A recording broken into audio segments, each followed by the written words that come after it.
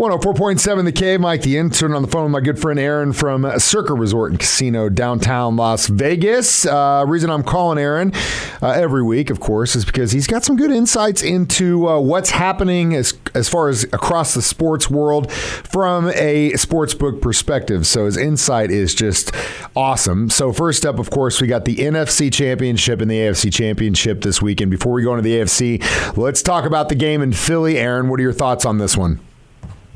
You know, this one's funny to me simply because actually both games are funny. This is a really fascinating weekend just because both of the lines are so close. It's only the third time in history, assuming these lines hold or stay around where they are, that both games have a line of under 3. Last time was the 97-98 season. But this is a really fascinating game. I really thought going in that I was going to love the 49ers. Then the 49ers, quite frankly, didn't look good last week. Brock Purdy looked like he came down to earth. The offensive line didn't, and the weapons didn't quite look as good. And who knows what's going on with Christian McCaffrey and Deebo Samuel. So you see the Eagles right now at 2.5-point favorites, which is fair. My play on that one, honestly, and then I'll talk about this a little bit later when we talk about the Chiefs game, is to tease the 49ers up, get them up over a touchdown, because I do think this is going to be a close game. But in a week where I really thought I was going to be all in on the 49ers, and I've been all in on the 49ers for a little while now, I'm now suddenly a little bit hesitant about them. It's going to be an interesting game. I think we're really going to get to see what kind of team the Philadelphia Eagles are. I mean, last weekend they looked pretty much unstoppable and could do whatever the hell they wanted to do. And on that note, that's to me the way the Cincinnati Bengals looked against the Bills in Buffalo. I mean, it was just they did whatever they wanted. And when you can run the ball like they do, it makes the whole world a lot easier, because then, of course, they've got two of arguably the best receivers in the game on their team in Higgins and Chase. So that makes life a lot easier for Burrow. I think, in my opinion, the Chiefs cannot play zone, because Burrow seems to be able to pick that apart no problem. So it's going to have to be man. That front four are going to have to chase him down like crazy. It's going to be, when it comes to the AFC Championship game, on the Kansas City Chiefs defensive shoulders. I mean, we can talk about what's going on with Patrick and all that stuff, but really right now, it's a pick'em game as far as the numbers go. I mean, it really is a pick'em game, and I do agree with you. I think that even more importantly, you said it, this is going to be the front four. We saw the makeshift offensive line play so well last week for the Bengals, which shocked me. Me too. I really expected to see another situation where just sack after sack after sack, but that didn't happen. So if the Chiefs' front four gets as much pressure as the Bills did last week, then yeah, they're in a lot of trouble. If they can start getting some pressure on them, then I think this is an interesting game. And as you said, this game could come down simply to Patrick Mahomes' ankle. And this has been one of the more fascinating playoff games I can remember from a gambling perspective. We opened here at the Circa at Chiefs minus 1.5, and it immediately got buried. And everyone, and it wasn't just at the Circa, everybody just got buried by Bengals money. Everybody, public, sharp, everything that we see has to be taken with a grain of salt. The line started coming back down, and all of a sudden, now we're getting it. It's flipped back over. It's right where I thought this was going to be, around the Chiefs 2.5 game. Right now it sits at Chiefs minus 1. And I think that's when all is said and done, it's going to end around Chiefs minus 2.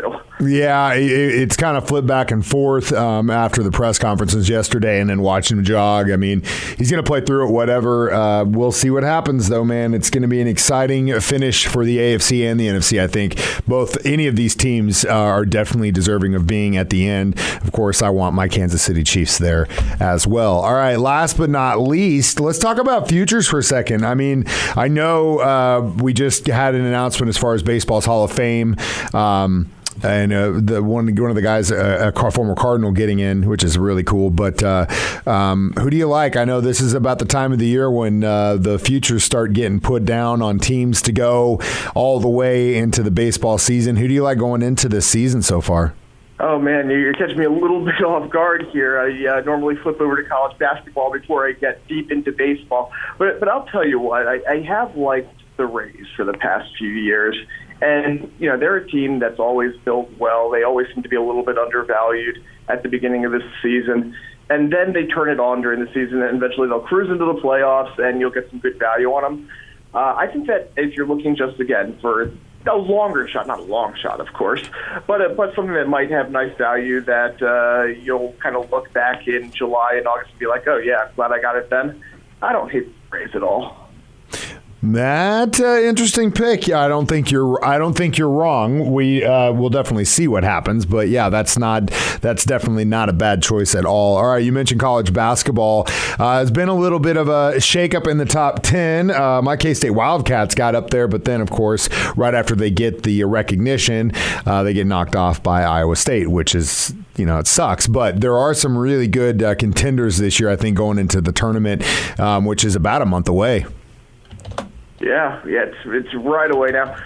Pretty much from day one, I've been on the Houston bandwagon. I got them back in the mid-teens back during the preseason, and even though they did lose to Temple at home, which is insane, that might be the biggest upset of the year. Maybe not statistically, but just from a ranking perspective. I really like Houston. You can find them around 6 to 7 to 1 right now. I honestly don't expect them to lose another game. This is maybe one more game somewhere they'll get tripped up on the road, maybe at Memphis or something like that. But they're going to cruise in. They're going to be a number 1 seed. I really like Houston. And I do like your Kansas State team, by the way. I think they're a really talented team with some good coaching. I think they're an interesting team. And honestly, that whole Big 12 is fascinating to watch. I think there's 3 or 4 teams, Kansas State, Iowa State, even Texas, if they get the, whole coaching, if they can gel around the new coach. There's a lot of talent there, and they could be someone that has 2, even 3 teams in the Final Four this year. Yeah, and it's definitely been some hot competition there for sure. Well, Aaron, thank you so much for your insight. Hopefully we can talk next week about what happens in the AFC and NFC Championship and then preparing for the NFL Championship. You have a great weekend, sir. I'll talk to you soon.